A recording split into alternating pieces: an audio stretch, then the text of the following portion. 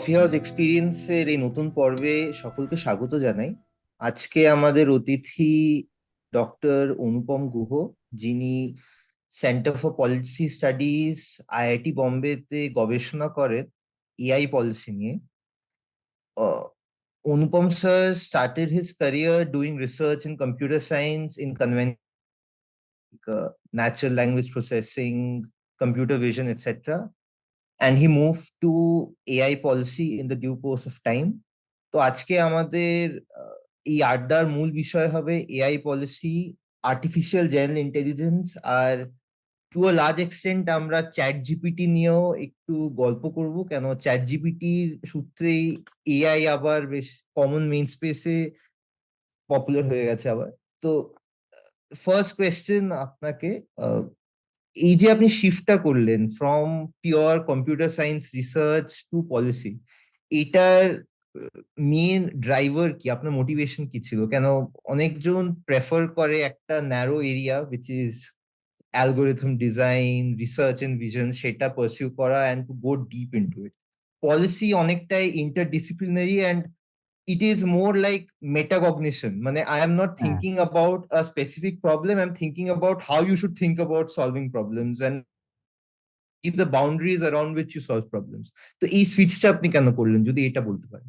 এটার অনেকগুলো কারণ আছে, তো ছোট করে বলতে পারবো না, মানে একটু র্যাম্বল করব। ক্ষমা চাই আগের থেকেই।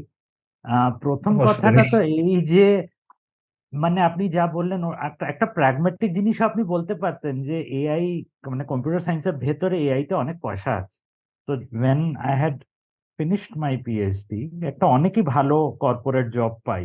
আর আহ, ওইসবকে ছেড়ে একটা নতুন ভ্যাকুয়াস ফিল্ড, যেটার কি বলে, বেসটাও ঠিক করে ইন্ডিয়াতে এখনো গড়া তুলে হয়নি, ওটা ঢোকবার জন্য ওইসব মানে ভালো হাই এন্ড রিসার্চ ছেড়ে ভারতে ফেরত আসা। আর এখানে একটা ছোট মতন ডিপার্টমেন্ট, কেন কি এগুলো তো ডিপার্টমেন্টও নেই, পলিসির অনেক কম ডিপার্টমেন্ট। আইআইটি, এতগুলো আইআইটি, মাত্র দুটো আইআইটিতে পলিসি সেন্টার আছে, আইআইটি বোম্বেতে আর আইআইটি দিল্লিতে। আর পাঁচ ছটা আপনাদের যে ল স্কুল, এনএলইউ, এনএলএসআইইউ, ওগুলোতে পলিসি সেন্টার আছে। এছাড়া তো মানে হয়ও না এটা ইন্ডিয়াতে। তো কেন করলাম? এটা অনেক বড় রিস্ক ছিল। আর একটা stable, well defined area of research ছেড়ে এটার মধ্যে ঢুকলাম, তার দুটো কারণ আছে। প্রথম, এই যে আমি কম্পিউটার সায়েন্স নিয়ে ছোটবেলার থেকেই বেশ পলিটিক্যাল ছিলাম। আমি almost caricature of a political Bengali, but I was one of those people যে সবসময় ভাবতো যে এআই আর যে লেবার হচ্ছে, এই দুটো কোয়েশ্চেন একদম জয়েন্ট এট দ্য হিপ। মাঝে মাঝে ইংরেজিতে চলে যাই, মাফ করবেন, 10 বছর আমেরিকা থেকে তাই। না, শিওর আহ, শিওর। যখন আমি এআই তে ঢুকি আন্ডার গ্রাজুয়েটে, আমাদের পুরো কলেজে একটাও এআই এর প্রফেসর বা লেকচারার ছিল না। কিন্তু আমার ইন্টারেস্ট ছিল তখন, তখন থেকে মাথায় চড়ে গেছিল যে এআই নিয়ে কাজ করব। 2008-9 পর্যন্ত তো জিপিইউ জিনিসটাও পপুলার ছিল না, মানে তারপরে এখন যখন আমরা এআইটা দেখি, এত বড় কোম্পানিজ এই নিয়ে কাজ করে, এত জব আছে আমেরিকাতে। যখন আমি এআই তে ঢুকি তখন এটা কিন্তু পপুলার এরিয়া নয়, তখন সবাই ডেটা সায়েন্সে ঢুকে, অ্যালগরিথমসে ঢুকে, সফটওয়্যার ডেভেলপমেন্টে ঢুকে, এআই তে অনেক কম লোকে ঢুকে। এটা কোন সাল, কোন ইয়ার? আমি মাস্টার্স করতে আমেরিকা যাই 2009-তে। আইসি। জর্জিয়া টেকে যাই, অ্যাটলান্টায় আছে। ওখান থেকে 1 বছরে শেষ করি। ওটা শেষ করারও, ওটা জেনারেলি 2 বছরের ডিগ্রি, ওটাকে 1 বছরে শেষ করারও পেছনে কাহিনী আছে। ফান্ডিং ফুন্ডিং ছিল না আমার প্রফেসরের কাছে। আর আমার father, my father passes away at that time. তো আমি একটু সিরিয়াসলি ভাবি যে জীবনের সঙ্গে কি করতে চাই। অনেক আমার বন্ধুরা তখন কম্পিউটার সায়েন্স ছেড়ে কনসাল্টিং জব নেয়, বড় বড়, মানে দের আর easier ways to make money also, because if you have a quant background, আপনি যদি মেশিন লার্নিং আর ম্যাথমেটিক্স নিয়ে গবেষণা করছেন, so a lot of these big consultancy firms are also very eager to hire you, right?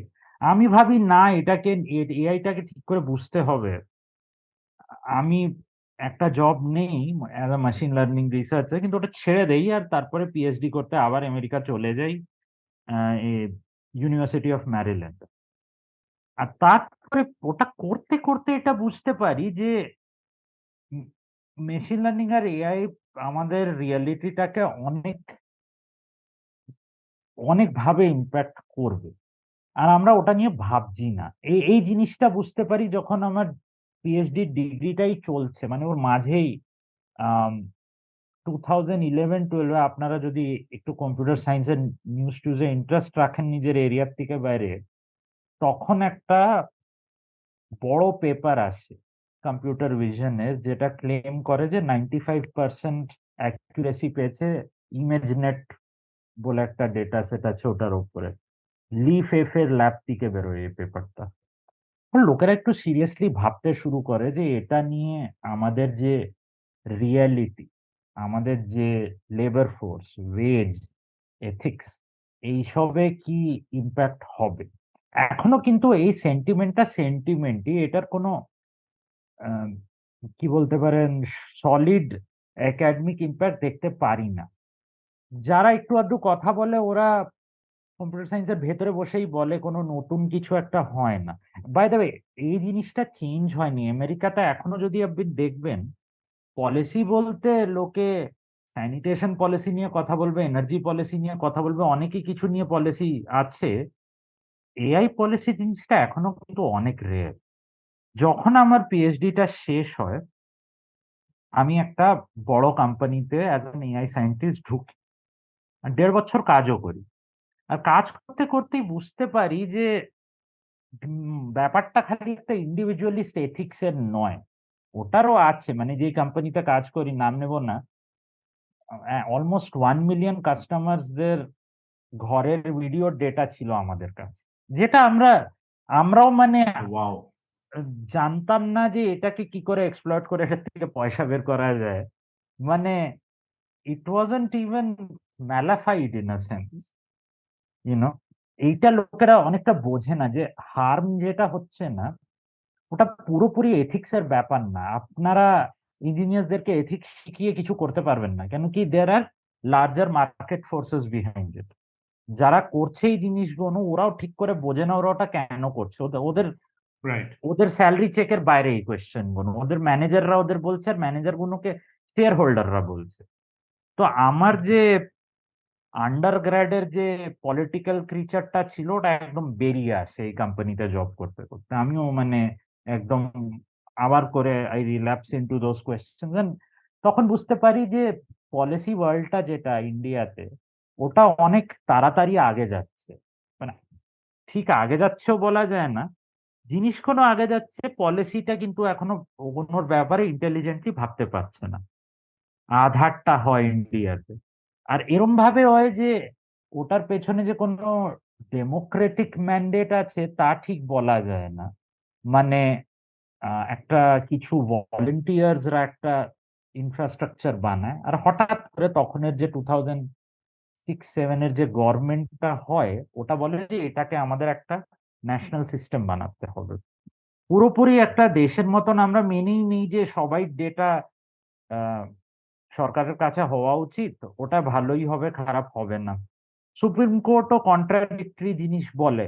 কোনোদিন বলছে যে privacy একটা ফান্ডামেন্টাল রাইট, তারপর 1 বছর পরে বলছে যে না, ওটা যাই হোক আধারটা তাও কনস্টিটিউশনাল।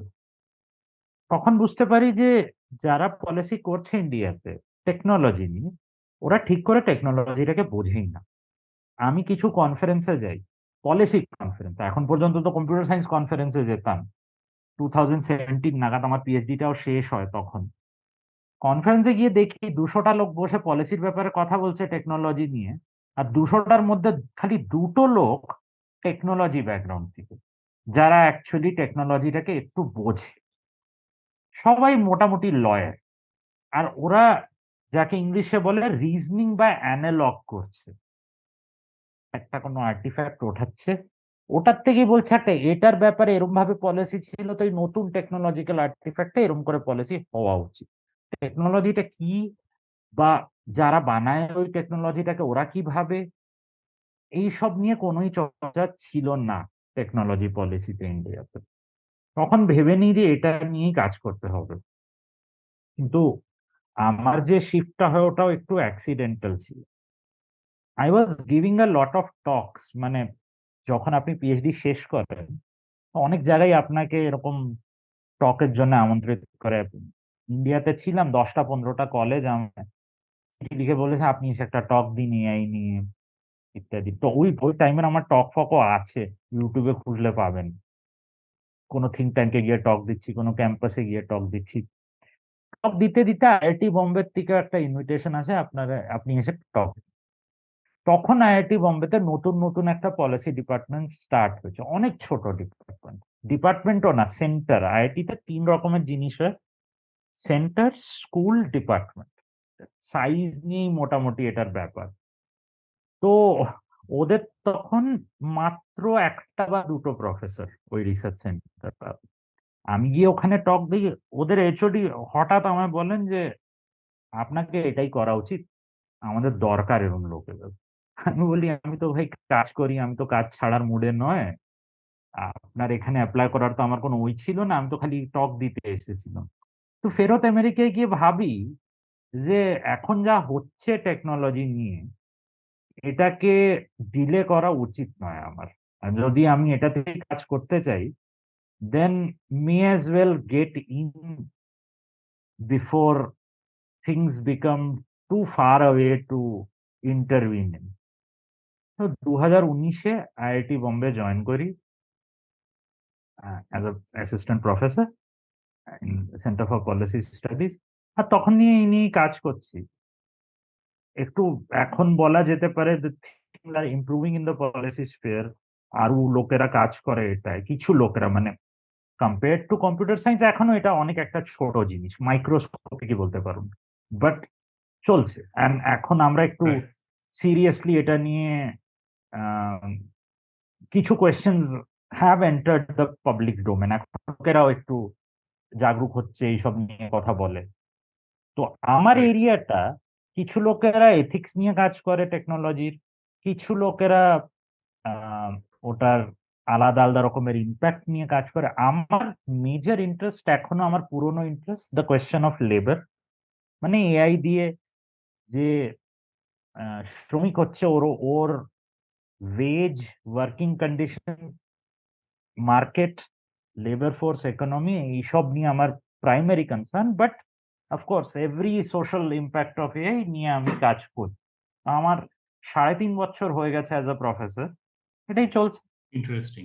এই প্রসঙ্গে লেবারের কোয়েশ্চেনটা মানে আমি যে কোয়েশ্চেনটা মানে অফবিট যেটা মাথায় আসে সেইটা হচ্ছে যে রিসেন্টলি এই বিশেষ করে GPT-4 আসার পরে ইলন মাস্ক এবং আরো কিছু এআই এর স্টলওয়ার্টস যারা একটা ওপেন লেটার লেখেন যে মানে এই ধরনের কাজ, মানে লার্জ ল্যাঙ্গুয়েজ মডেল বা এই ধরনের কাজকে 6 মাস অ্যাটলিস্ট মানে স্টপ করে দেওয়া হোক because of the potential impacts on labour mainly এবং other আরো আরো অনেক কিছু বলেন ওরা। হ্যাঁ।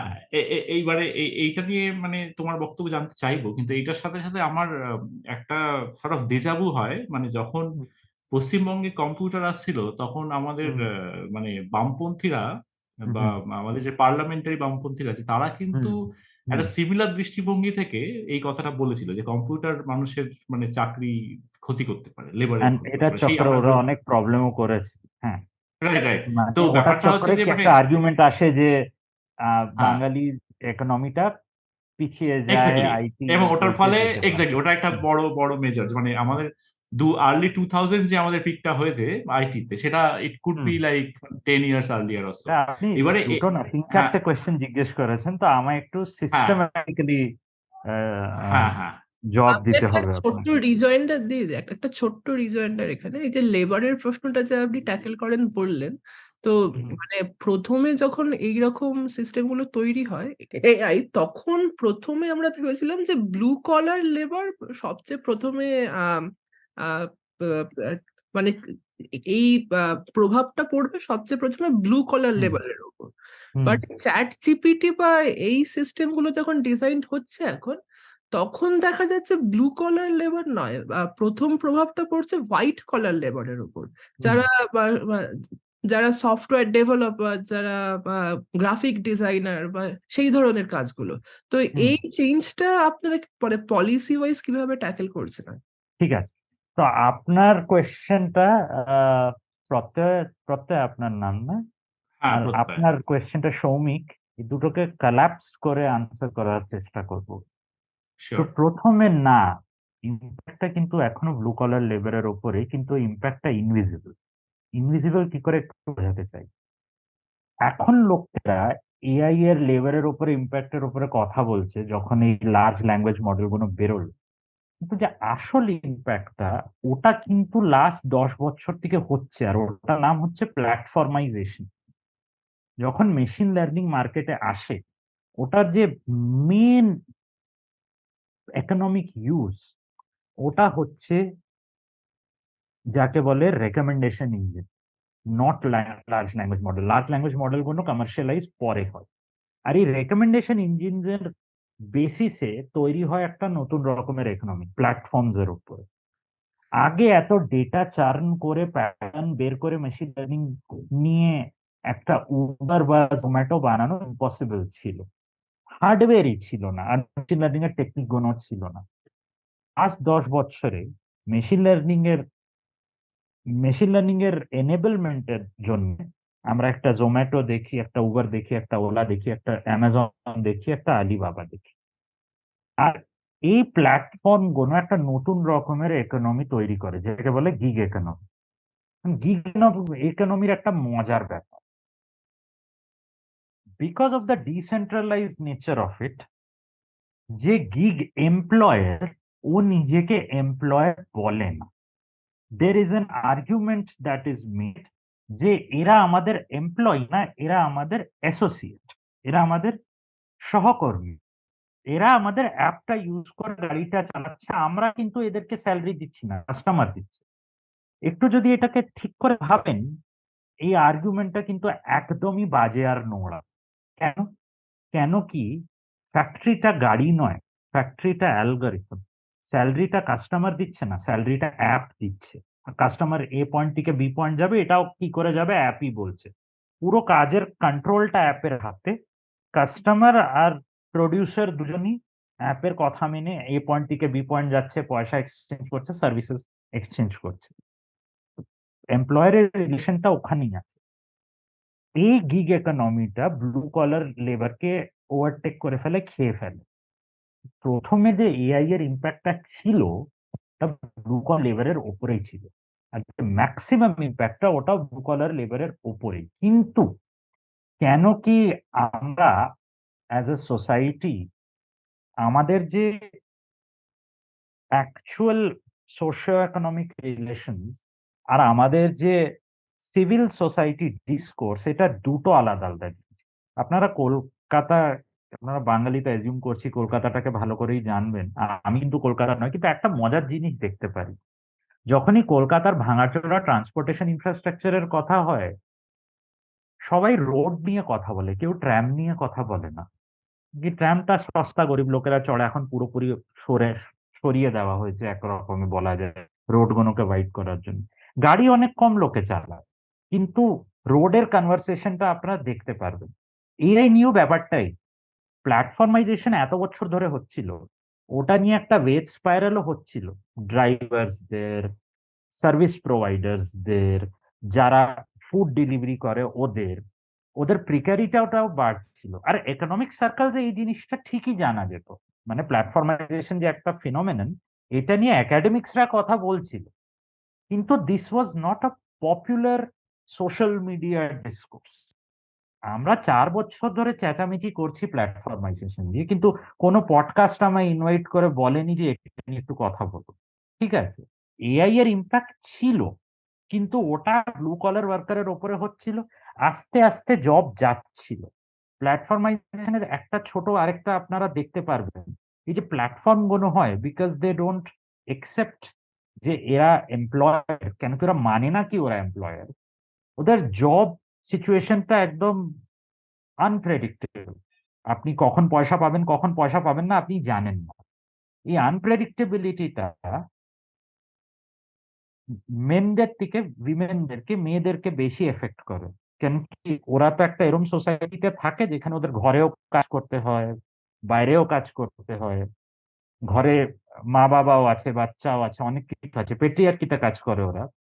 তো women start dropping out of the economy as the gig economy expands. আর এটা কিন্তু অবজার্ভড এম্পেরিক্যাল ডেটা, যে আমরা লাস্ট 10 বছর ধরে যত এই প্ল্যাটফর্ম গুলো বেশি হচ্ছে, participation of women in the economy has been rapidly decreasing. এটা কিন্তু একটা ন্যাশনাল ইমার্জেন্সির ব্যাপার, যে এখন আমাদের দেশে খালি 20-something% women actually are part of the economy. আর যত প্ল্যাটফর্ম গুলো বাড়বে, অতই women's participation in the economy কম হবে। তো এটা ঠিক নয় এটা ভাবা যে মেশিন লার্নিং বা ডেটা ইকোনমির এফেক্ট ব্লু কলারদের উপরে হয়নি। অনেকেই হয়েছে, ওটা নিয়ে কথাবার্তা হয়। যখন একটা নতুন মেশিন লার্নিং আর্টিফ্যাক্ট তৈরি হয় আর কমার্শিয়ালাইজ হয়, এলএলএম, প্রথমবার যে ক্রিয়েটিভ ক্লাস অফ পিপল, যারা মানে ওয়ার্কিং ক্লাসের একদম আপার ক্রিমি লেয়ার যেটাকে বলে, যারা ভালোই পয়সা কামায়, আর ওরা বুঝতে পারে যে ওদের এখন নাও ইট ইজ দেয়ার টার্ন, তখন আমরা এআই নিয়ে একটা পাবলিক কনভারসেশন করি। তো this has a economic angle behind it, যে কাদের কথা পাবলিক শোনে আর কাদের কথা পাবলিক শোনে না। আপনারা আগেকার কালে একটু যদি মনে করে দেখুন, ট্যাক্সি হতো, তো ট্যাক্সি ইউনিয়নও হতো। ওরা চেঁচামেচি করতো, বেশি স্যালারি চাইতো, আর ওটা নিয়ে মিডল ক্লাস লোকেরা বলতো আবার চেঁচামেচি করছে, আর একটা কনফ্লিক্ট হতো। কিন্তু ওই কনফ্লিক্টটা হতো, কনফ্লিক্ট হওয়া একরকমের ভালো, আপনারা দেখতে পারতেন একটা কনফ্লিক্ট হচ্ছে। তো যখন থেকে উবার ওলা এসেছে, তখন থেকে এই ওয়ার্কার্সদের স্যালারি কি হয়েছে ওটার সঙ্গে, এটা নিয়ে একটা সাধারণ লোক কিন্তু কিছুই জানবে না। আমার একজন কলিগ কাজ করে এটা নিয়ে, উনি বলছিলেন যে তখন এসেছিল কোম্পানিগুলো, অনেক বড় বড় প্রমিস নিয়ে এসেছিল, 1 বছরের উপরে নিজের গাড়ি কিনে নেবে, ইন্ডিপেন্ডেন্ট হয়ে যাবে, 50,000 কামাবে মাসে। কি হলো 2 বছর, একদম ওয়েজ ডিটেকশন হয়ে গেল এই ড্রাইভার গুলো। তো ওটা হলো আপনার প্রথম কোয়েশ্চেন, যে কি এআই এর ব্লু কলারের উপর ইম্প্যাক্ট হয়েছে? হয়েছে, অনেকই হয়েছে, আমরা ওটা দেখতে পারি না, ইট ইজ ইনভিজিবলাইজড। এখন আসি ইলন মাস্কের চিঠির উপরে। আপনাদেরকে জানাবো, একটা নিউজ পেপার আর্টিকেল লিখেছিলাম এটা নিয়ে, where I called it a diversion and a dangerous diversion. কেন? ওপরে ওপরে তো ওটাই বলছে যেটা আমি বলি, এআই নিয়ে কেয়ারফুল হতে হবে, জবের উপর এফেক্ট পড়বে, এই সেই, ভালো কথা এগোন। কিন্তু তারপরে ওই চিঠির ল্যাঙ্গুয়েজটা যদি আপনি পড়বেন, একটা you'll see a very interesting thing. ও ইকোনমি নিয়ে কথা বেশি বলে না, মানে ওই চিঠিটা এলন মাস্কের মাথার উপরে ডালতে চাই না, ওই চিঠির অনেকই সাইনেট্রি আছে। ইয়োশুয়া বেনজিও বড় সাইন্টিস্ট সাইন করেছেন, ড্যারেন এসমোগলু বড় ইকোনমিস্ট সাইন করেছেন, অনেক বড় বড় লোকেরা সাইন করেছেন।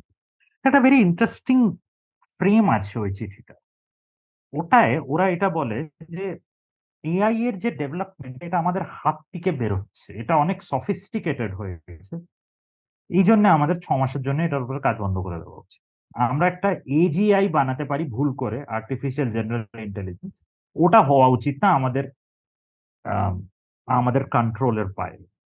আমরা কি, এই চিঠির আমরাটা কি, কাদের কন্ট্রোলের বাইরে, কে বানাচ্ছে জিনিসটাকে? চিঠিটা বলছে, যদি আপনারা একটু ওটাকে রিডিউস করে প্যারাফ্রেজ করে পড়বেন, আমরা অনেক সফিস্টিকেটেড ইঞ্জিনিয়ার্স যারা এই একটা ভয়ঙ্কর টেকনোলজি বানিয়ে ফেলেছে, যেটাকে আমরা নিজেই বুঝি না, আর এটা আমাদের হাত থেকে বেরোচ্ছে, তাই আমাদেরকে একটু শ্বাস নেওয়ার সময় চাই এটার ব্যাপারে ভাববার জন্য। But that is not true, এটা কিন্তু সত্যি কথা নয়। টেকনোলজিটা কোনো, it is nowhere close to that kind of sophistication যে এজিআই হয়ে যাবে। এজিআইটা কি করে হবে এটাও আমরা জানি না। And I have worked in AI and I have still, না আমি তো পলিসিতে এসে গেছি, all my cohort of friends still work in academy on AI. এই এজিআই এর কথাটা কিন্তু গাঁজাখুরি ব্যাপার, এটার কোনো চান্স নেই। এআই এর একটা অনেক বড় ইম্প্যাক্ট আছে পৃথিবীতে, কিন্তু ওই ইম্প্যাক্ট কোনো টেকনোলজিক্যাল কারণের জন্য নয়, ওই ইম্প্যাক্ট কোনো সোশ্যাল কারণের জন্য। এত যে একটা লম্বা চড়া লেবারের উপরে লেকচার দিলাম, এটা একটা ইকোনমিক প্রবলেম। সিমিলারলি এথিক্স এর ব্যাপারে যাবেন, আপনারা দেখতে পারবেন যে অনেকগুলো ইম্প্যাক্ট কোনো there because of existing social problems. Patriarchy নিয়ে প্রবলেম আছে, কাস্ট নিয়ে প্রবলেম আছে, রিজনাল ডিফারেন্সেস আছে, অনেক রকমের কনফ্লিক্ট আছে আমাদের সোসাইটিতে। টেকনোলজিটা গিয়ে ওই কনফ্লিক্টটাকে ইন্টেন্সিফাই করে দেয়, একটু এক্সেলারেট করে দেয়। প্রবলেমটা টেকনোলজির নয়, প্রবলেমটা সোসাইটি। তো এই যে লোকেরা বলছে, এরা বলতে চায়, and this becomes very clear. যদি আপনি গুগলের একজন আছেন, উনি একটা ইন্টারভিউ দিয়েছিলেন এটার পরে, ইট হি ওপেনলি সেজ যে টেকনোলজিটা অনেক সফিস্টিকেটেড, তাই যারা টেকনোলজিটাকে বানায় ওদের কন্ট্রোলে হওয়া চাই টেকনোলজিটাকে কি করে রেগুলেট করা। বেসিক্যালি এরা এটা বলতে চায় যে আমরা একটা অনেক সফিস্টিকেটেড টেকনোলজি বানিয়েছি, আর আমরাই বুঝিও ওই টেকনোলজিটাকে, আপনারা বুঝেন না। আপনারার মধ্যে সবাই আছে, লে পার্সন, সিভিলিয়ান, পলিটিশিয়ান, সবাই। তো আমাদের হাতে ছেড়ে দিন, আমরা এক্সপার্ট হচ্ছি, আমাদের হাতে ছেড়ে দিন। And I am oppose to this. আমি এটা জোরে বলছি, কেন কি আমি পলিসিতে কাজ করি, যে প্রবলেম গুলো টেকনোলজির ভেতরে নয়, প্রবলেম গুলো সোসাইটিতে।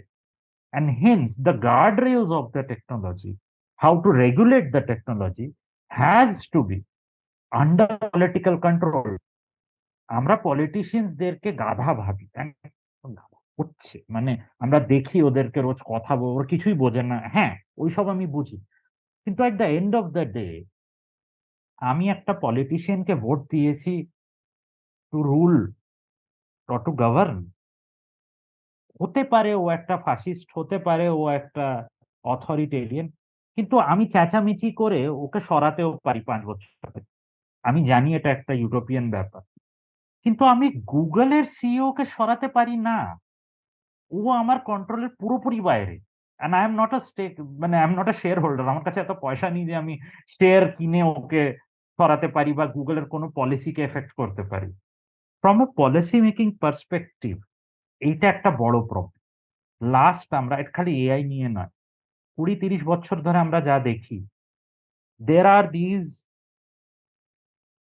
ruling bodies of technologies, international ruling bodies. একটা বডি আছে ICANN, ICANN, is supposed to govern আপনাদের যে টেলিফোনিক যে মানে কমিউনিকেশন নেটওয়ার্কটা আছে পৃথিবীর, ওটার it's a UN body.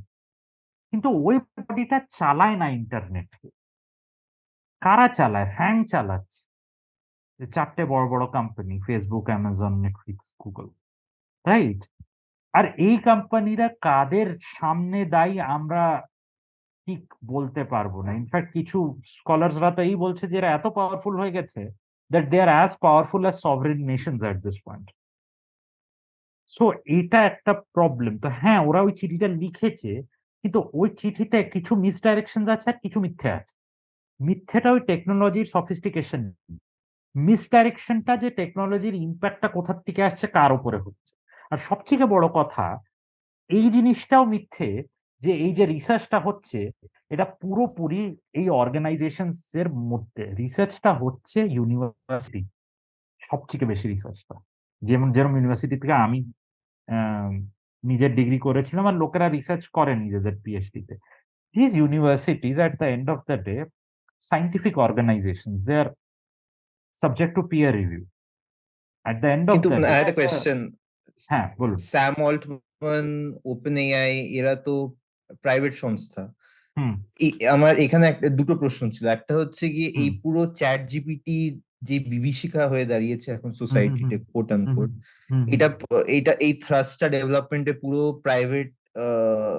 privately funded. In fact, Elon Musk was at the helm of OpenAI. He left Yes, OpenAI, etc., yes, etc. yes. আমি বুঝতে চাই এই যে জেনারেটিভ এআই বা হুম এই যে জেনারেটিভ প্রি ট্রেন ট্রান্সফর্মার, হুম এইটা যে এরকম বিভীষিকা হয়ে দাঁড়িয়েছে, আপনার কি মনে হয় কেন? Why is this hype exaggerated, cycle? exaggerated, and second and exaggerated second for প্রশ্ন, very deliberate reasons. But আগে বলুন। মানে আমার সেকেন্ড প্রশ্নটা হচ্ছে ট্রান্সফর্মার যেটা নিউরাল হুম নেটওয়ার্কস এর transformer technology, hmm Google made this in 2017. It's hmm been there for 6 years, Yes, or 7 years yes. almost. I What think you are suddenly answering changed? your own questions. What suddenly changed in Nothing the last 6 changed. months? They have at this point, এরা একটুখানি ভয় পাচ্ছিল from the governments finally deciding to regulate the tech industry. খালি America নয়, Europe তো অনেক, মানে GDP আর AI ল, Europe তো একদম এনার্জেটিক্যালি পেছনে পড়ে গেছে না, যে প্রাইভেসি আনবেই আনবে, ইউরোপের সিটিজেনের right is more important profit margin, যাই হোক, মানে একটা ইউরোপ লেগে বসে গেছে এদের পেছনে। So there needed to be a crisis, a problem which could be solved only by the people sophisticated enough to solve that problem. And then those people could say যে এই প্রবলেমটা তো আমরাই সলভ করতে পারি, তা আমাদেরকে এই সবটা দিয়ে দিন যে আমরা কি করে এটাকে সলভ করব। এটা কিন্তু একটা পুরোপুরি ক্রিয়েটেড ক্রাইসিস। একটা generative model, it's not a new thing. 2012-13 থেকে আমরা ন্যাচারাল ল্যাঙ্গুয়েজ প্রসেসিং জেনারেশন করছি, আমরা মাল্টি মডেল বানাচ্ছি, আমিও নিজের পিএইচডিতে এগুলো নিয়ে কাজ করি। First of all, their strengths are widely exaggerated. আপনি যদি চ্যাট জিপিটির ওয়েবসাইটে যাবেন, ওরা তো এই বলে দিয়েছে যে we are on the way to AGI. And again, how we don't have a single model of how human cognition works today. আমার বন্ধুরা আছে যারা নিউরো কগনিশনে কাজ করে, যাদের কাজ হচ্ছে মাছের মাথার মধ্যে ইলেকট্রোড লাগিয়ে লাগিয়ে to figure out what is going on, and we don't know what goes on under the hood. তো এই কথাটা যে আমরা anywhere close to hard AI বা general AI is a complete pie in the sky ব্যাপার, technologically speaking. At least science fiction লিখতে হলে লিখুন লোক। The crisis is exaggerated specifically because the people it impacts are people who have access to the discourse. যারা designer, যারা media people, যারা ভাবছে যে এটা দিয়ে ওদের এফেক্ট, জব কোনো এফেক্ট হবে, they are exaggerating the capability of the technology and the danger they are in. And that is very convenient to these companies. So there is a vicious cycle essentially of hype, panic, and the panic is feeding into nobody else understands it. Hence, leave it to us, we will sort it out. That is the cycle here. And I think from a policy point of view, this is not something new. মানে অনেক সময় থেকেই অন্য টেকনোলজিতেও policy এটাই হয় যে এক্সপার্টসরা এসে বলেন আপনারা এটা বুঝবেন না, আপনারা পলিটিশিয়ানস, বিউরোক্রাটস, আপনাদের কাজের নেই এটা, তা আমাদের করতে দিন, আপনারা সরে যান, ইনোভেশনের রাস্তার থেকে সরে যান, ডেভেলপমেন্টের রাস্তার থেকে সরে যান, আপনারা হার্ডল করছেন, which is not true. Which brings me back to Pratyay's question যে বেঙ্গলের 80s বামপন্থীরা কম্পিউটার আসার থেকে কিরম ভাবে রিয়াক্ট করে, গাধার মতন রিয়াক্ট করে। আমার যদি, আই এম আ ওপেন বামপন্থী, if you go check my Twitter, I am a Marxist, but if you read Karl Marx ever, he was when it came to technology a progressive. মানে ও একটা ওর পুরো এটাই যে society cannot progress without productive forces, without sort of labour being liberated. But his whole thing is যে মেশিনারিটা হবে ওটা কার control? Is it under control of the labor which will use it to make more productive stuff and enrich itself, or will it be under the control of 5-6 people in a room who will use it for rent extraction, who will use it to exploit people, etc. And পৃথিবীতে আমরা যা দেখছি, we are heading towards those hyper monopolies rather than, because it's kind of tragic. আমাদের কাছে এত powerful technology আছে in the digital economy, we could ideally use it to help people, right? We could use it to create logistical chains which are much more efficient than ones we have currently. We could use it to improve welfare. We could use it in so many different ways. Unfortunately, we are on a arc where these technologies, you can't even work on them if you are not in a very expensive lab. If you are not a member of Microsoft Research, if you are not a member of OpenAI, if you are not in the Google Lab ecosystem, আপনি রিসার্চও করতে পারবেন soon, because you don't have access to the GPUs, you don't have access to any of the infrastructure, because the state has liberalization at পরে the state has said we have nothing to do with education. আমরা তো বানাবো না college, পয়সা grant এইসব ভুলে যাও তোমরা। এখন মার্ক জাকারবার্গ যাকে গ্রান্ট দেবে ওই রিসার্চ করতে পারবে। So what the left did when computers came to India was extremely self-harming. It was suicidal as far as leftist politics was concerned.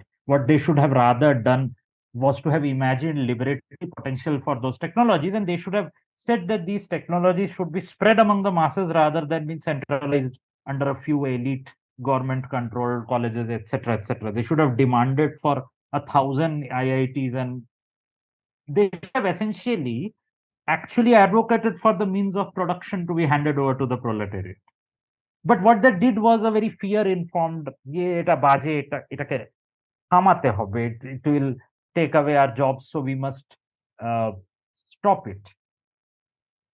That I think is a good lesson for contemporary leftists like me and other leftists who involve themselves with technology, that the path can only be forward.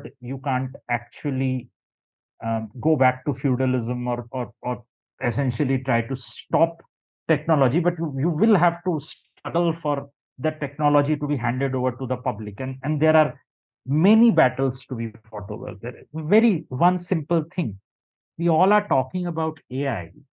We forget that all AI systems depend on vast amounts of data, and that data, either it's being collected by Amazon Turk, বা আমরা Philippines বা কোনো গরিব দেশে যাই, তো ওখানে there are these vast data farms যেখানে লোকেরা টিক টিক টিক করে ডেটা সারাদিন বসে ডেটা অ্যানোটেট করে। এই লোকেদের যে লেবার কন্ডিশন গুলো জঘন্য, because they don't fall under any regulatory mechanism, any labor code, anything. So even the very basis of this economy is not magic.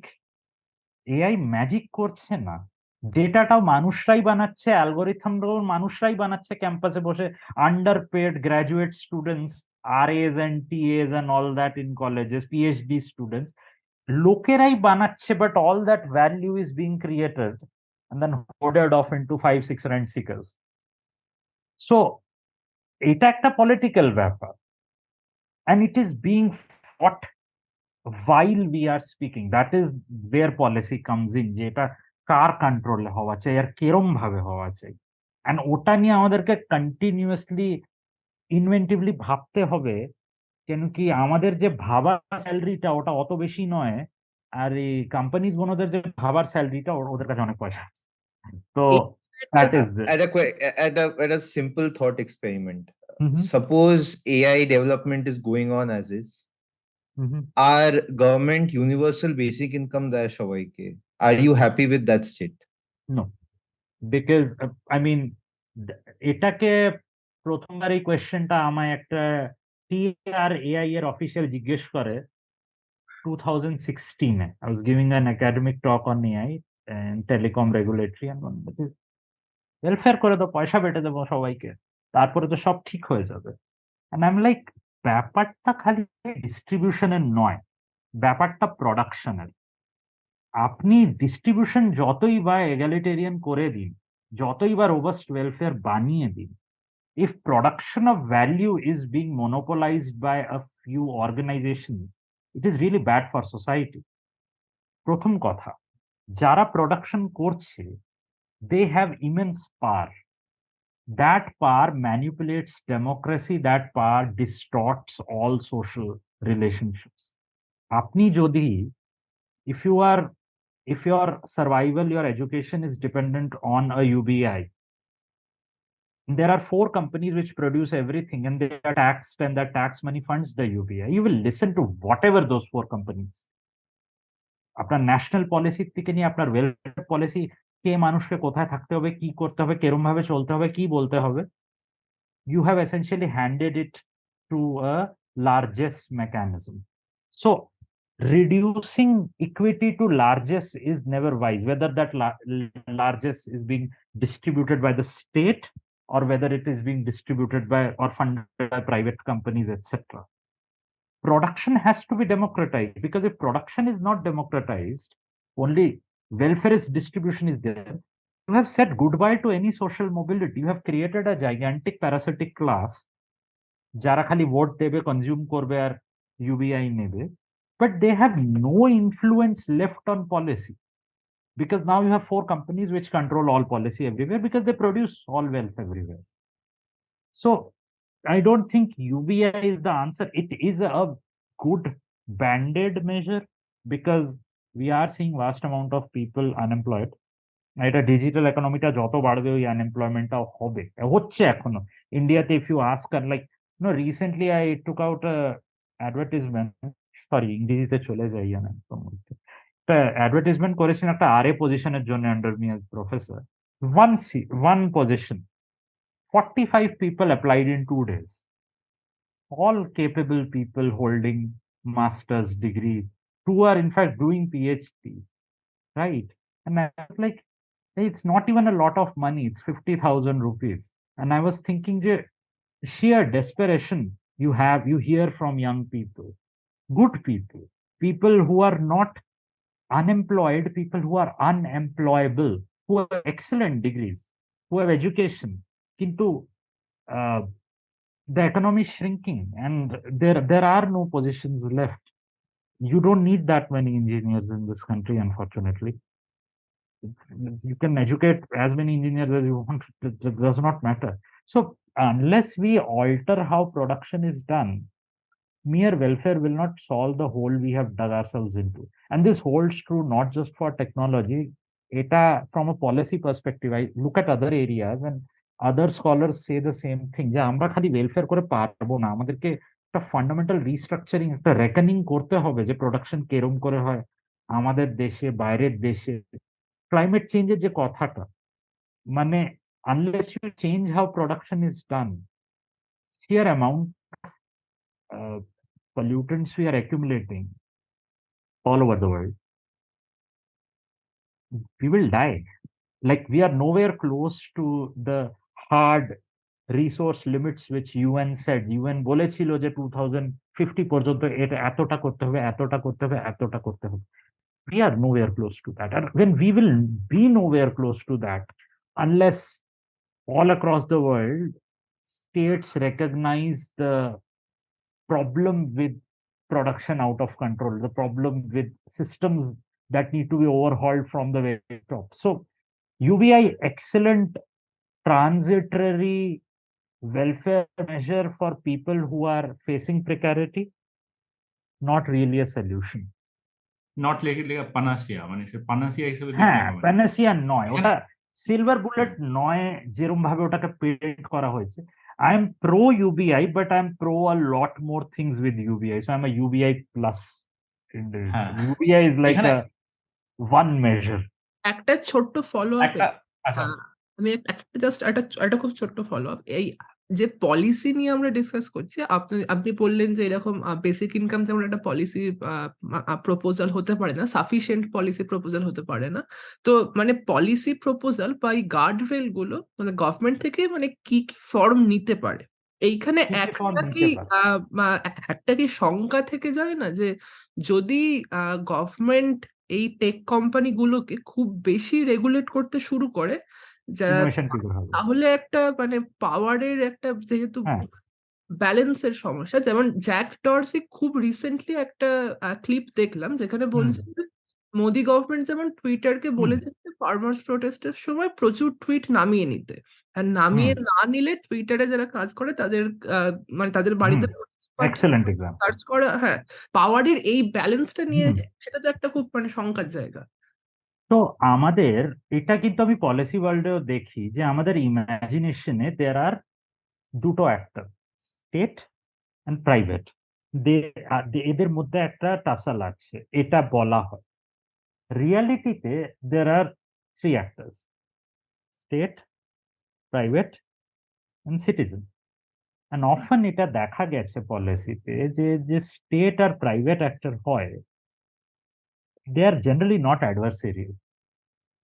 সবচেয়ে বড় এক্সাম্পল এটার ইন্ডিয়াকেই নিয়ে নাও, মোর অর লেস এই একটা দুটো এক্সাম্পল ছাড়া, যে ডোরসি বললো যে না দেবো না ওদের টুইটারের, এই more or less the state is very happy to collaborate with the private, and the private is very happy for its market access to give authoritarian states all the data they need, all the backdoor access, all the emails, all things. বিদেশেও প্রচুর দেখা যায় defence বিদেশে হয় এটা, এটা চাইনাতে যদি company সব ডিফেন্স কন্ট্রাক্ট সব জায়গায় হয় এটা। China target. আমেরিকাতে লবিং এর ব্যাপারটা আছে আর কি, হ্যাঁ, হিউজ লবিং তো সুপার আছে, মিডিয়া কোম্পানিজও মানে পুরোপুরি জয়েন্ট এট দ্য হিপ। হ্যাঁ, pretty তো much। এই যে পলিসি জিনিসটা, to expect good policy making from the state is impossible without citizen pressure. আমরা এখন ওটা রিভার্স দেখছি যে সিটিজেন এত ডিপলিটিসাইজ হয়ে গেছে যে গভর্নমেন্টস যা খুশি তাই আইন বানাচ্ছে। I will give you one example. একটা অ্যামেন্ডমেন্ট বিল বেরিয়েছে টেলিকমিউনিকেশন অ্যাক্ট কে অ্যামেন্ড করার জন্য।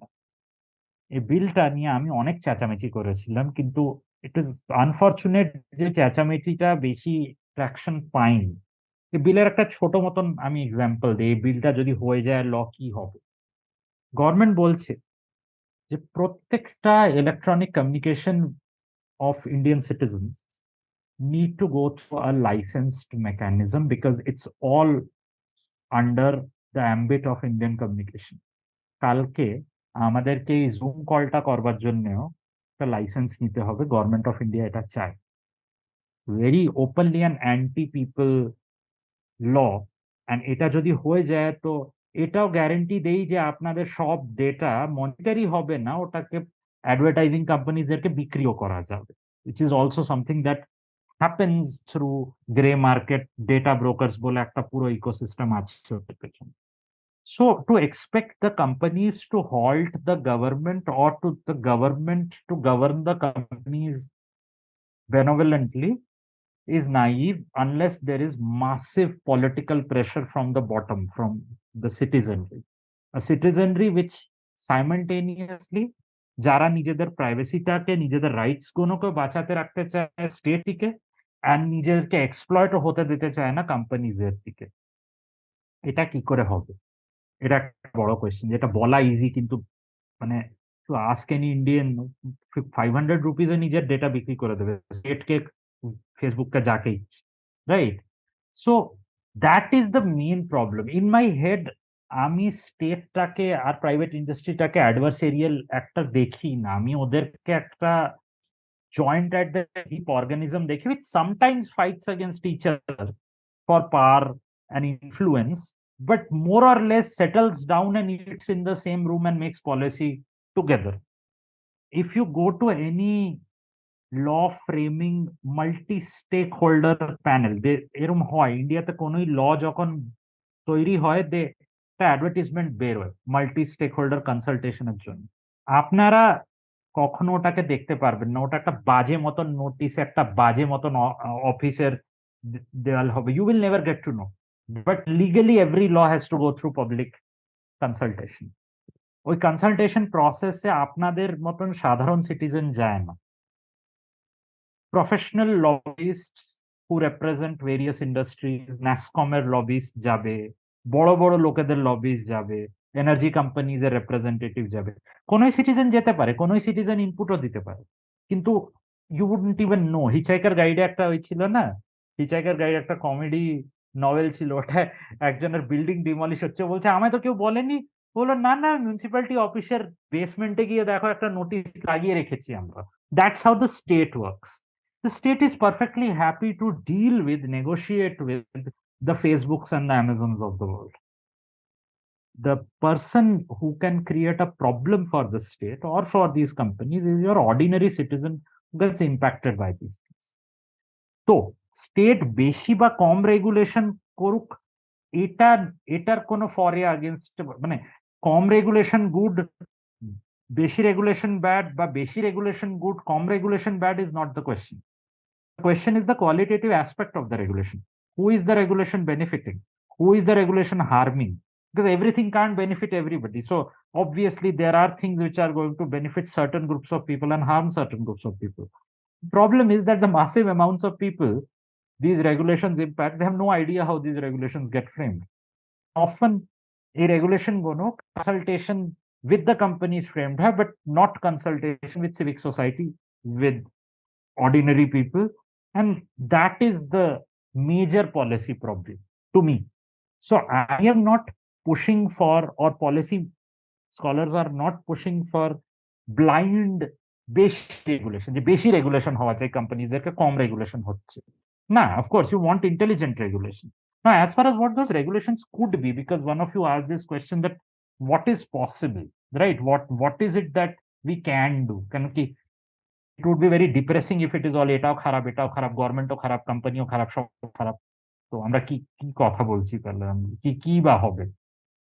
ছোট মতন example, I just said that Indian আইনের আন্ডারে gig workers are not recognized as workers, right?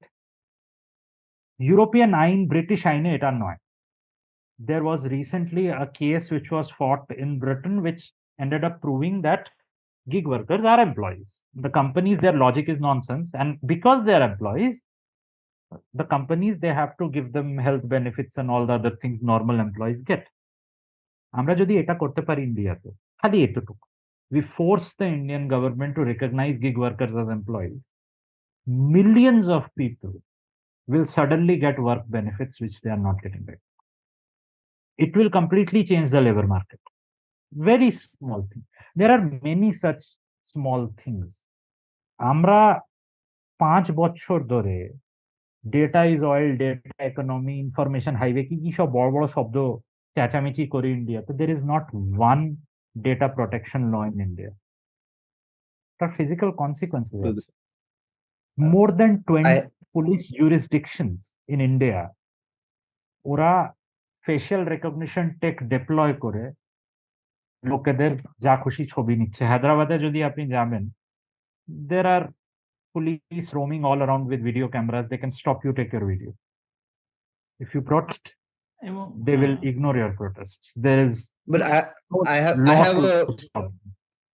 I have a rebuttal to this. মানে Mhm, এই যে labor laws in India, mhm, it's been empirically proven beyond doubt that labor laws negatively impact employment rate, and that has held true since independence. all right.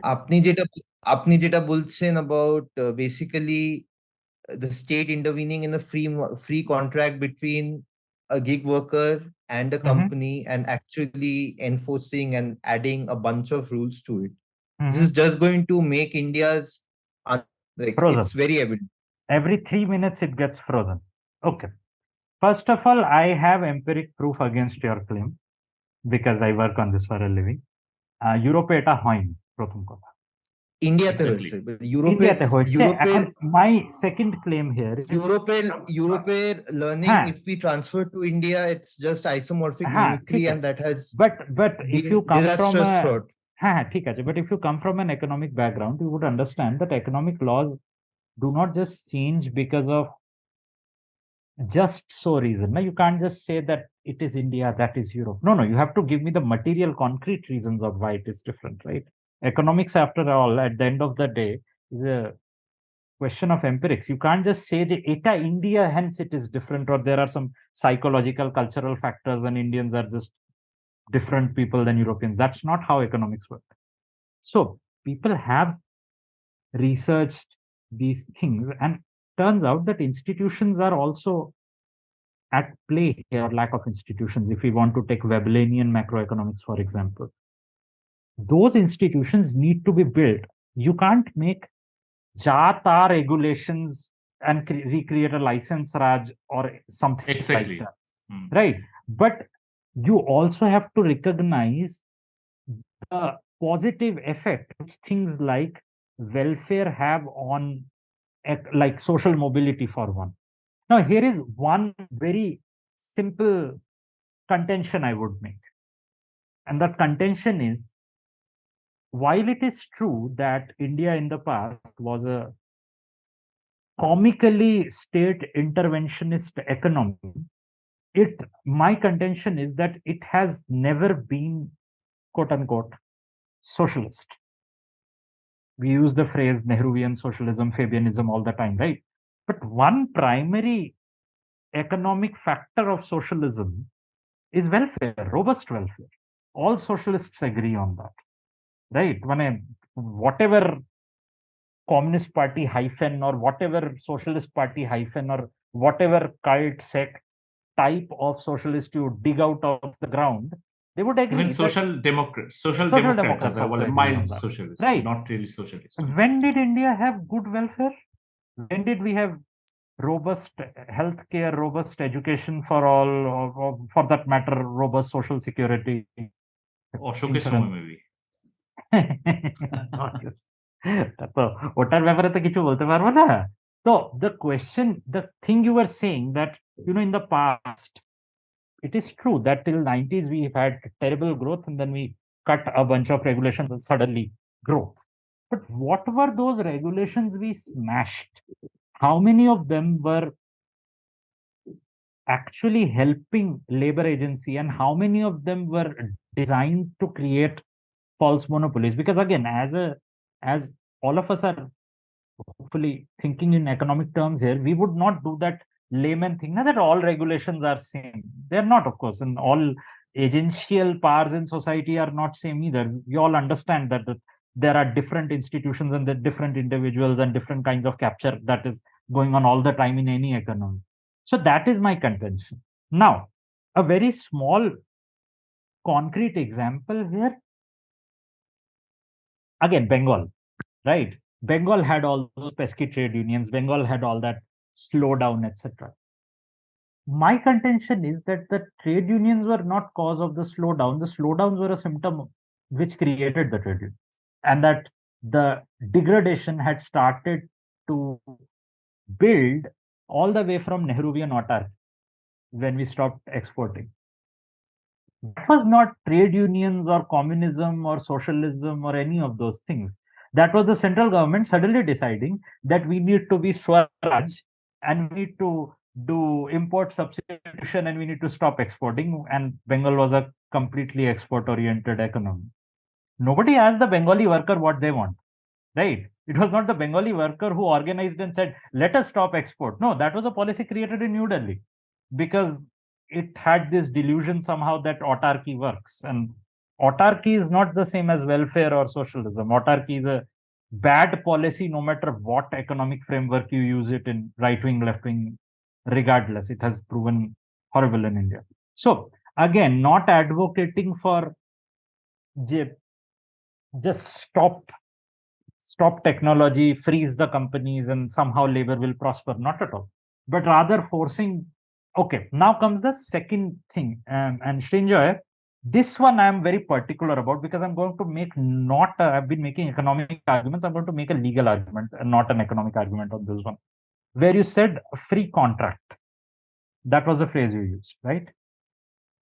I'm going to have an objection to that phrase, that it's a free contract in the free market sense of the word between two consenting individuals devoid of fraud, Consenting etc. individuals. Yes, Yep. right. There is a lawyer. I'm not going to repeat her argument because I am not a lawyer, but there is a lawyer called Julia Tomasetti. She's one of the best in this area.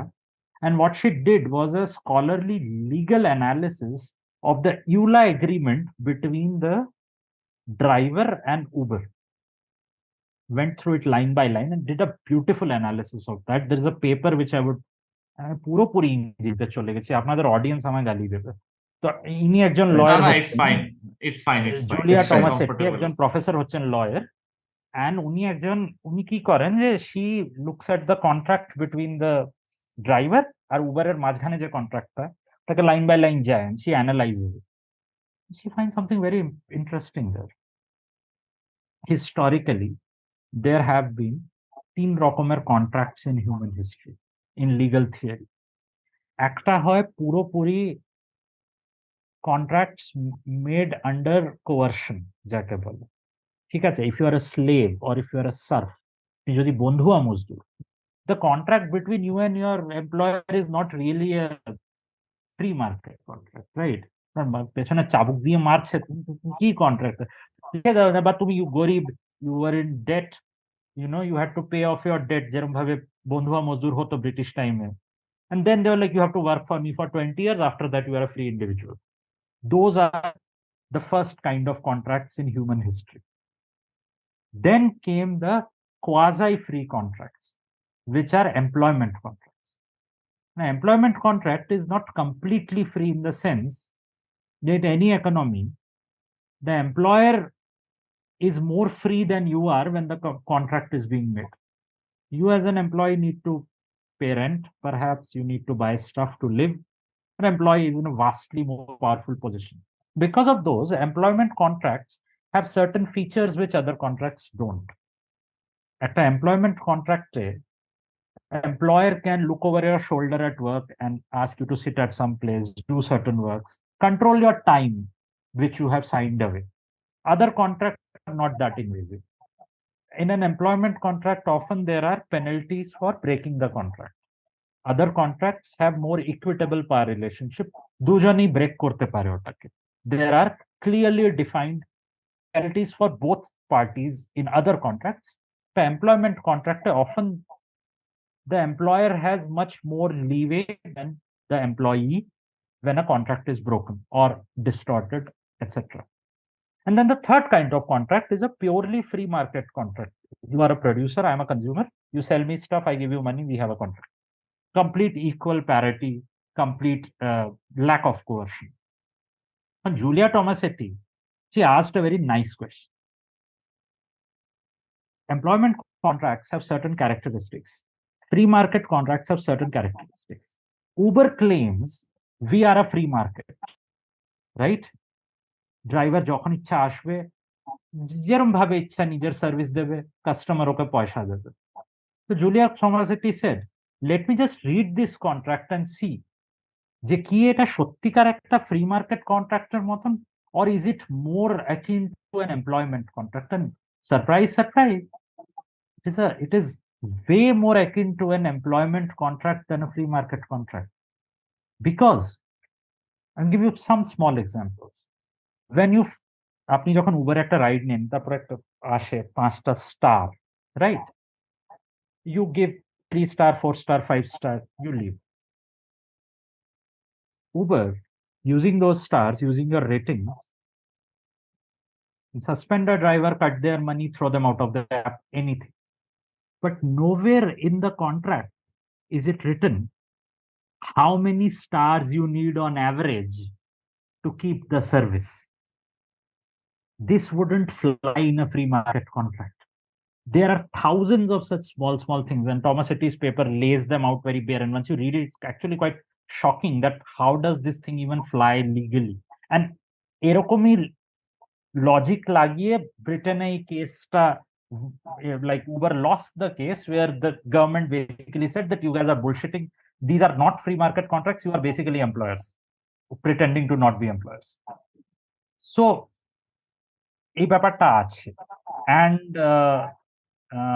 hopefully in future, like I am also, like one of my PhD students is researching this thing, and hopefully in the future you will see more scholarly literature that why the gig economy is not a free market and why they are actually cartels, which are monopsonies, which are thug regimes driven by coercion, and why there are massive differences of power between so-called associates and the owners of these companies, and hence they should not be treated as markets.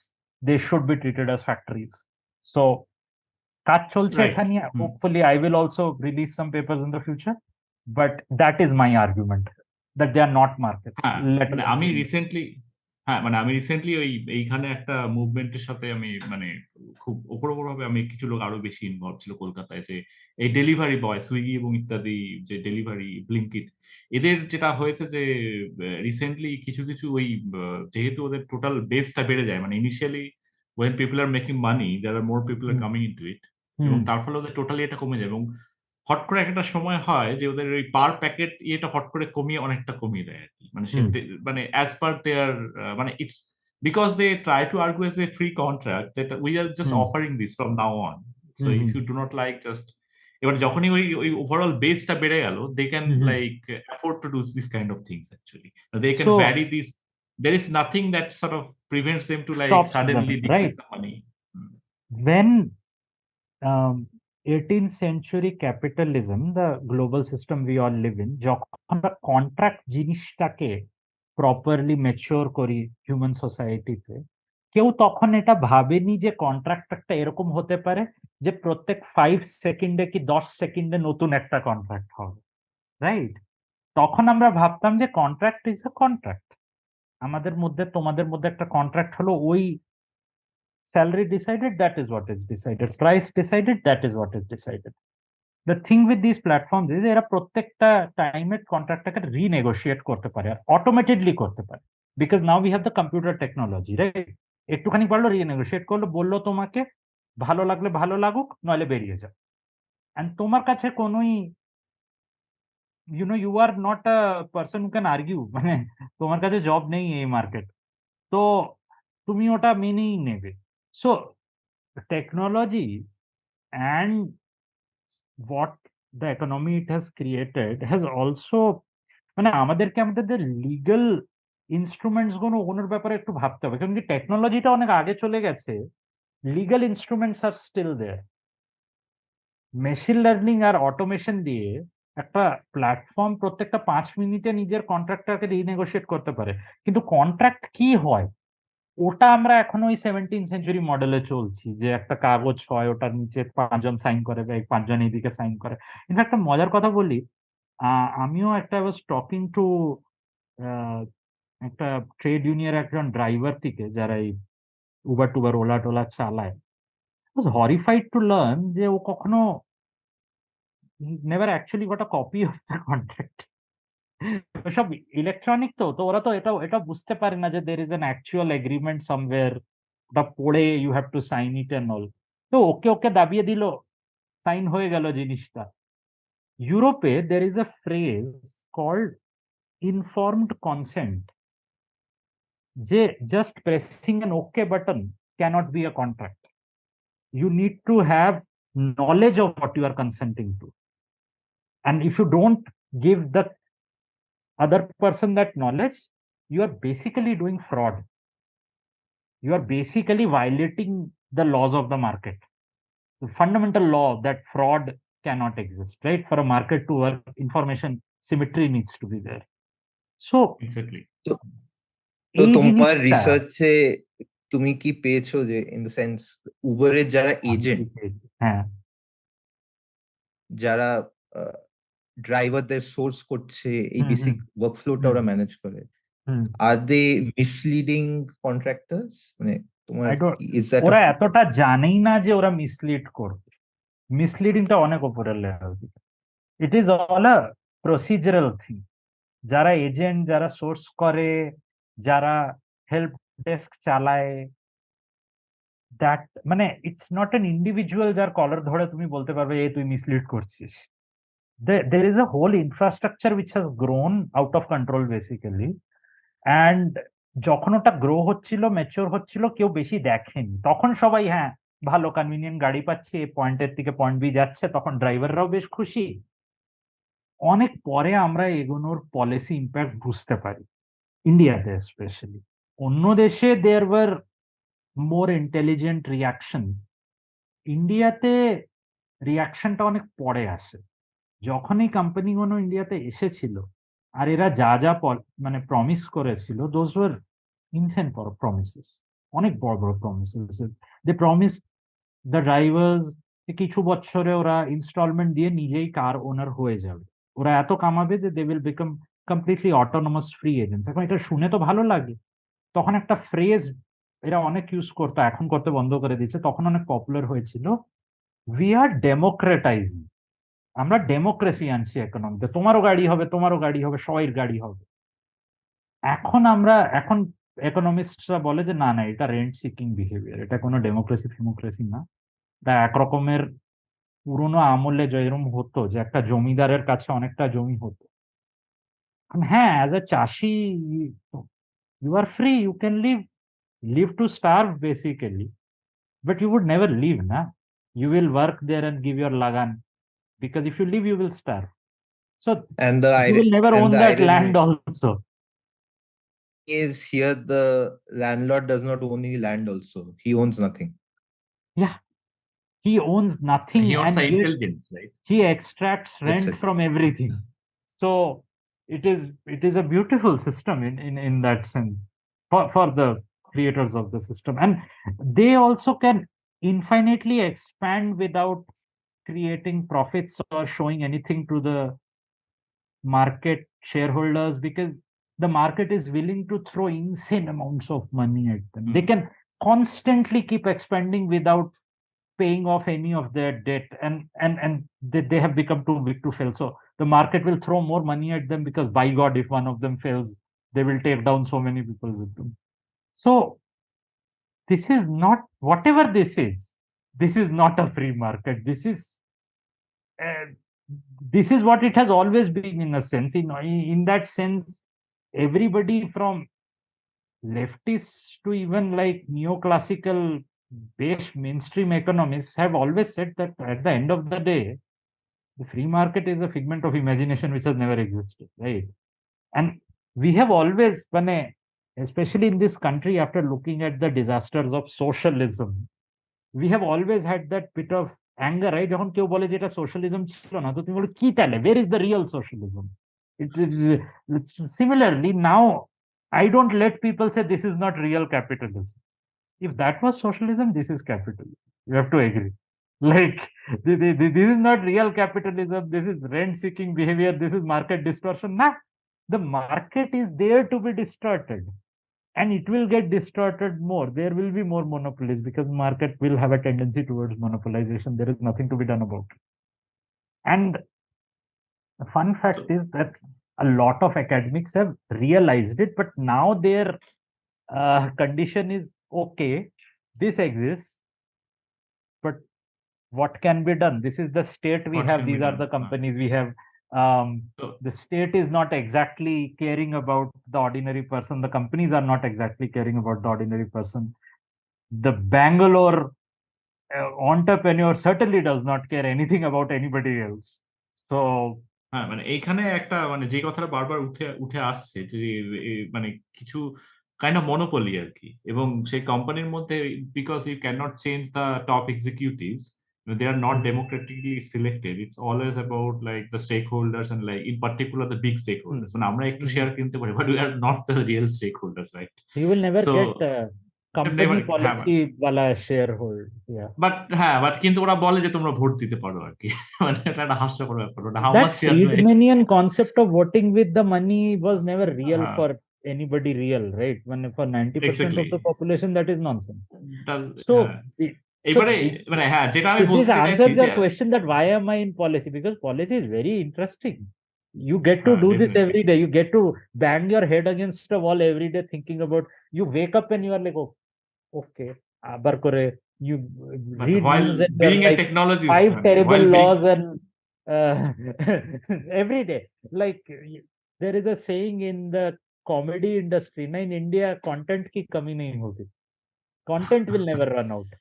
So it's the and same. while being a technologist, that's also like more Because then you important get to know na how bad it is in the other end, and you also hear stories from all your friends who are working in these companies, and you are like, right. eto job kete diyeche, eto job. But recently it happened, right? I had many friends calling me Twitter উঠিয়ে এত 20,000 12,000 এই হাজার ওই হাজার, and I'm like, okay. তখন আমার কিছু Right. বন্ধুরা who were like very strong free marketeers, and then they got fired, and they're like, hey, Karl Marx লোকটা পড়তে সময় লাগবে? আমি বললাম, হ্যাঁ হ্যাঁ, পড়ে লে, এখন ট্রেড ইউনিয়ন বানা, এখন গিয়ে প্রোটেস্ট করা, এখন জব তো পাবি না তুই। তো না মানে ওই I mean, bank now is felling the এর সময় time. বলে না, মানে when economic crashes there is no libertarian, মানে ব্যাংককে ওই তখন একটা মানে someone has to save একটা the bank. মিম আছে না, where there is a Marx and they say, I told you, I had told you so, you did not read. So হ্যাঁ, তো every time এইখানে this মানে big কি crash happens, করা I যাবে, told you. হ্যাঁ মানে কি করা যাবে সেই প্রশ্নে আসতে গেলে তোমার কি মনে হয় যে মানে এই যে আমার আমরা যেটা answerটা অনেক বোরিং এন্ড অনেক difficult, but it's that what I had said.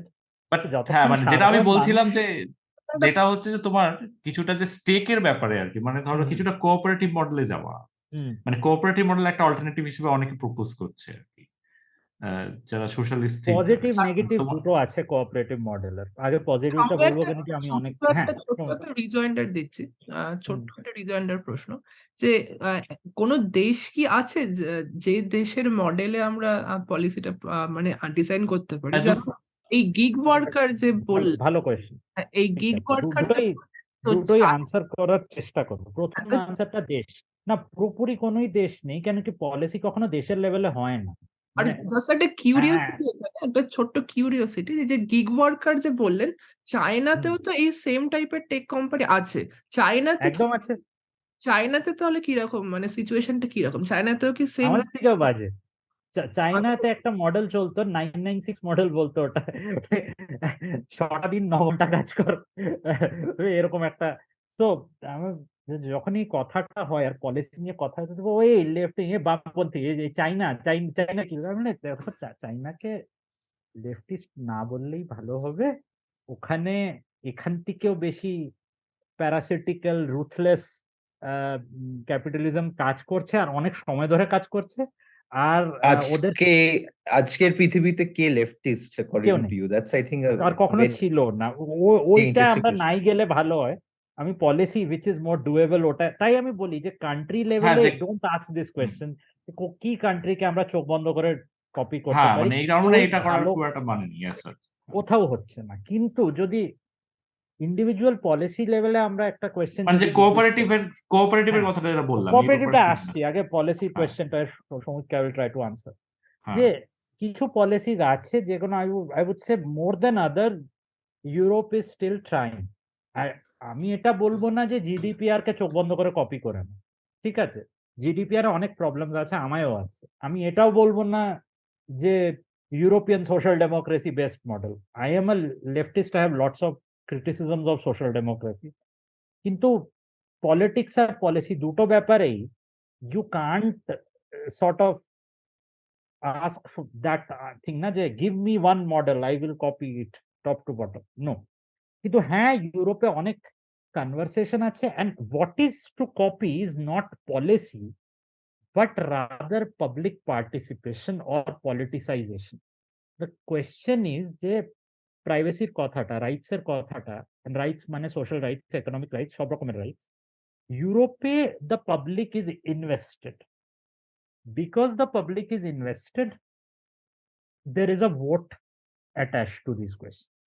ইন্ডিয়াতে the public is not invested, and hence এই জিনিসটা একটা এক্সপার্ট ওপিনিয়ন রুমের ব্যাপার হয়ে যায়। আমাদের মতন লোকেরা একটা এলিট ক্রাউড রুমে বসে এগুলো ডিবেট করে, ডিসএগ্রিও করে, কিন্তু এই ডিসএগ্রিমেন্টটা একটা মিনিংলেস ব্যাপার।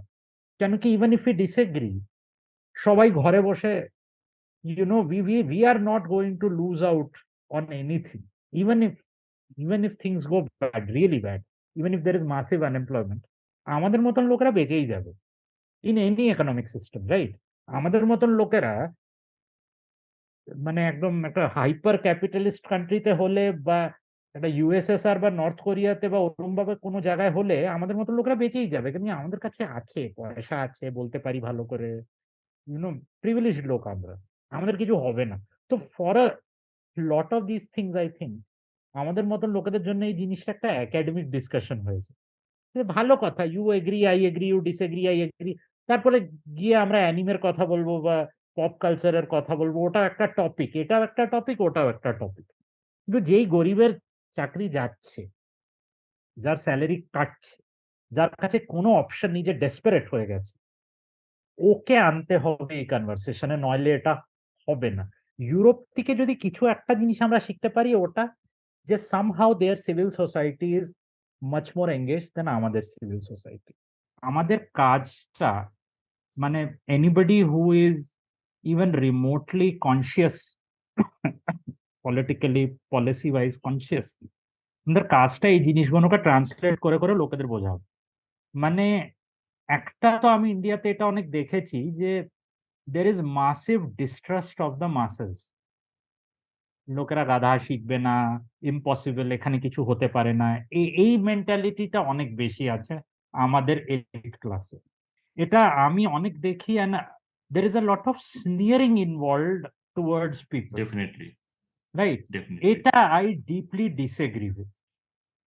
আমায় অনেক লোকেরা এই এই চ্যাট জিপিটি আর এই নিয়ে অনেক লোকেরা বলতো যে তুই কি বলছিস, কেউ বুঝবে না, ট্রান্সফরমার কি হয়, একটা জেনারেটর মডেল কি হয়, কেউ বুঝবে না। আমি বলি, বোঝাতে হলে ইচ্ছে করলে বোঝাতে পারো, তোমরা পুরো মডেলটা না বোঝাতে পারলেও যদি তোমরা এটা বলো দ্যাট একটা ল্যাঙ্গুয়েজ মডেল একটা প্যারেটের মতন, যেটা অনেক কিছু শুনে প্যাটার্ন ওই করে, ওই প্যাটার্ন গুলোকে রিপিট করে বা জেনারেট করে, ওটা একটা সাধারণ মানুষ বুঝতে পারবে। আর ওই অ্যানালজি দিয়ে এটাও বুঝতে পারবে that this is not actually intelligent and this doesn't have agency and hence we should sparingly use it। যে এটাকে সব জায়গায় ঢোকাবার দরকার নেই, এটা দিয়ে লিগ্যাল কেস একটা দেখেছেন হবে আপনারা, সাম জাজ used a chat GPT to make a non decision. Existent reference. Horrific, but মানে ওই you can explain that to anybody if you are patient. I think এই আমাদের যে প্রথম প্রবলেমটা as a society facing modern technology, contemporary technology, is that we have already assumed that our people are dumb, incapable of understanding policy, technology, or politics, and hence it is best if the experts decide their fate for them.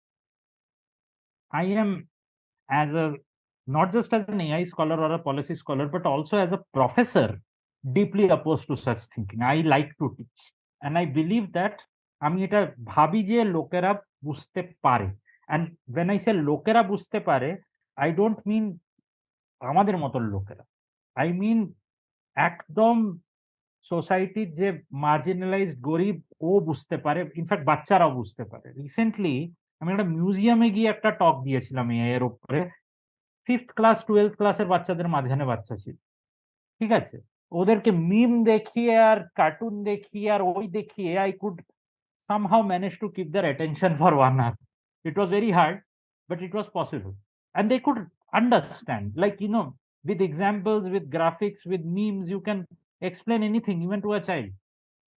হিন্দিতে বলেছিলাম পুরোটা, এখানে কি এখানের crowd English বুঝবে না আর আমি মারাঠি জানি না, তো হতে পারে মানে লোকেদেরকে বোঝানো যেতে পারে কমপ্লেক্স থেকে কমপ্লেক্স টপিক, এটা প্রথম ব্যাপার যে কি করা যায়। কিছু যদি জানো টেকনোলজির ব্যাপারে, কিছু যদি জানো সোসাইটির ব্যাপারে, লোকেদেরকে গিয়ে শেখাও, একটু সময় বের করো, একটুখানি এনার্জি বের করো, শেখাতে পারলে শেখাও। That is my first contention, যে এটা করা যায় আর এটা ইজি। বড় বড় কথা না বলে একটুখানি এফর্ট করলে বেশি হয়। আমাদের প্রবলেমটা কি জানো, আমাদের যে ক্লাসটা, ইট হ্যাজ বিকাম আ আড্ডা ক্লাস, বসে বড় বড় কথা, এইটা না, আরো করলে খারাপ হচ্ছে, আরো খারাপ হচ্ছে যে ছোট কথা আর কি, আমি লেজি। মানে টুইটার করা আর কি, টুইট করা হ্যাঁ, কনস্ট্যান্টলি। ওটা দেখো, টুইটারটাও কিন্তু বাজে না if you use it to spread ideas, কিন্তু টুইটারে বসে সারাদিন ঝগড়া করা, which is what most people do. আর অলসো ইন্ডিয়ার মতো দেশে টুইটারে কজন মানে একটা এলিট প্ল্যাটফর্ম, ওয়েস্টার্ন ওখানে ভীষণ elite, right? It's kind of useless that way. আমি যতটা পারি নিজের, আমি একটা ওই করে রেখেছি লাস্ট কিছু বছর ধরে, যে if I teach 10 hours for salary, I teach 10 hours without salary, whatever I teach, wherever I'm teaching. That is So excellent. এটা আমার basic rule, and whatever political ideals I may have held as a youth, নিজেকে বলার জন্য যে আমি কিছুটা একটা করছি সমাজের জন্য, এটা আমার একটা বেসিক। আই থিঙ্ক সবাইকে করা উচিত যারা কিছুই একটা জানে। অনেক লোকরা অনেক কিছু জানে, কিন্তু ওরা ওই জিনিসটাকে নিজের কাছেই রাখে আর ওটাকে কখনো স্প্রেড করে না। সেকেন্ড জিনিস, এটা তো হলো একটা general observation about society. Second জিনিস, ইন্ডিয়াতে পলিসি জিনিসটা অনেক কম লোকে বোঝে। পলিসি জিনিসটাও লোকেদের একটু শেখাতে হবে। Indians don't have a lot of policy thinking. Policy কি হয়, মানে how does a state do things which impact people, এই জিনিসটা বোঝানো। মানে you still have people in India যারা মাসে 60,000 70,000 টাকা আর্ন করে, যারা নিজেদেরকে মিডল ক্লাস বলে। ইউ রিয়েলাইজ যে মানে you know, and you have people যারা এখনো বোঝে না যে পাবলিক ট্রান্সপোর্টটা কেন ইম্পর্টেন্ট বা ট্রেন কেন ইম্পর্টেন্ট, রাইট? এখন লোকেরা আছে যারা ছোট ছোট জিনিসে, যে মেট্রোতে মানে who are ready to give money but buses are too unfashionable for them. তো এরকম মানে পলিসির একটা vacuum creates a public which is ready to accept things which is directly harmful to their material interest. নিজেদের ওদের যে ভৌতিক interest, material interest is fine, I guess. I think we are good with material interest. ভৌতিক বললে আবার অন্যরকম শোনায় আর কি। Anyway, that's খুব ভালো হতো। it was very nice talking to you actually. খুব Likewise. interesting discussions হলো, and I guess overall যেটা মানে আমরা যেটা ডিসকাস করছিলাম যে impacts are there, but you know when it impacts the মানে ওই হায়ারার্কি যখন যেটা তোমার টপের কাছাকাছি ইম্প্যাক্ট দেখাচ্ছে তখনই আমরা এই কথাগুলো বেশি শুনতে পাই। আর এলএলএম নিয়ে এত লোকেদের ভয় করার দরকার নেই। লার্জ এলএলএম ল্যাঙ্গুয়েজ মডেল আর GPT-4 ড্রেডফুলি বা এই ধরনের প্রেডিক্টেবল, কিছু। অত বেশি কোনো ক্রিয়েটিভিটিও বেরোবে না। ওই যে আচ্ছা স্মল সেট অফ অডিয়েন্স যেটা এআই নিয়ে ভয় পাচ্ছে, ওদের they will be fine. If you are a designer you will be fine. মানে মানে আজকেই স্যাম অল্টম্যানের ইন্টারভিউ শুনছিলাম যে he thinks that GPT-10 might be something like AGI, but not GPT-4. But nobody knows. Anyway, let's wrap it up, and thanks a lot. Hopefully তোমার Thank মানে তুমি you. যে ইন্টারেস্টিং জায়গায় কাজ করো, ইটস ভেরি ইন্টারেস্টিং যে মানে as a মানে কম্পিউটার সায়েন্টিস্ট, মানে আমি কম্পিউটার সায়েন্স ব্যাকগ্রাউন্ডের এবং আমার ক্রিপ্টোগ্রাফি মেজর এবং এনক্রিপশন নিয়েও আই গেস মানে সিমিলার পলিসি যেটা আছে, এই কনসার্ন গুলো যেটা নিয়ে আমরা অন্য সময় ডিসকাস করতে পারি। কিন্তু সেই জিনিসটা নিয়ে তুমি যেটা কাজ করছো খুবই অ্যাপ্রিসিয়েট করার মতো আর কি, যে এই আমি তো জোনগুলো এনকারেজ এখন করবো যে আরো কম্পিউটার সায়েন্সের লোকেরা পলিসিতে ডেফিনেটলি আসুক, ডেফিনেটলি পলিসি স্কলারশিপের সঙ্গে এঙ্গেজ করুক। অনেক দরকার টেকনোলজি লোকেদের এইগুলোর ব্যাপারে ভাবার। Very important. Okay, thanks a lot, good night. Thank good you. night. ভালো থেকো, Good Thank night. you. আবার কথা হবে। আমার ডাকার Okay. জন্য thanks. Tata. Tata, bye. Bye bye. Bye by.